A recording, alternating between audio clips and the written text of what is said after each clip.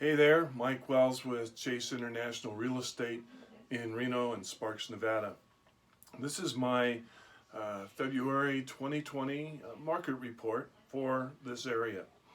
In my mind, there's 5 factors, and I'll touch on each one, and then I'll get into a brief summary. First, median sales price is up just a little bit year over year and month over month in line with the expected appreciation of 2 to 4% by industry experts.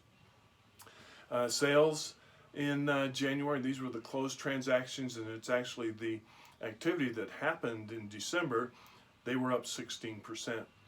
New listings in January was down 4% year over year with January 2019.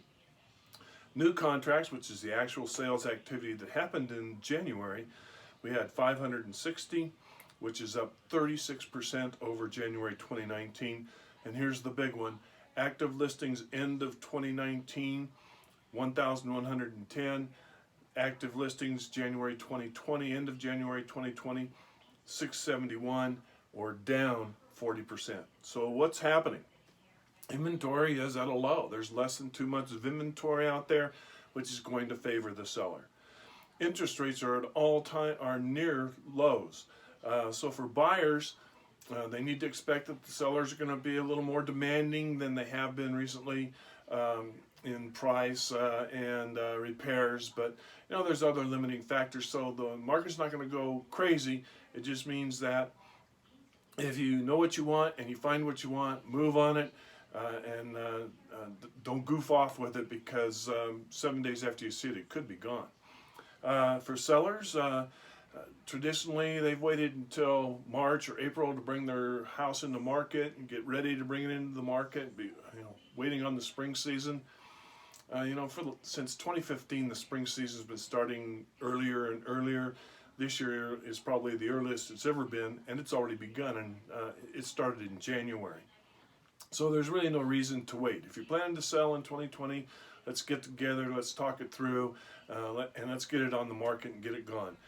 And for the move-up buyers, somebody that wants to sell and move up into their dream home, the biggest challenge has always been, how do I sell my house and coordinate it with the purchase of my new house and minimize the conflict in between the two? A lot of times you sell and close escrow on one house, and then you have to live 2 months someplace else. You have to rent or make an arrangement with the seller to rent back while you're getting ready to move into your other house. In markets like this, that becomes minimal. It never goes away, but it becomes easier to manage. And with interest rates at its all-time lowest or near all-time lows, it could be an absolute sweet spot for the move-up buyer.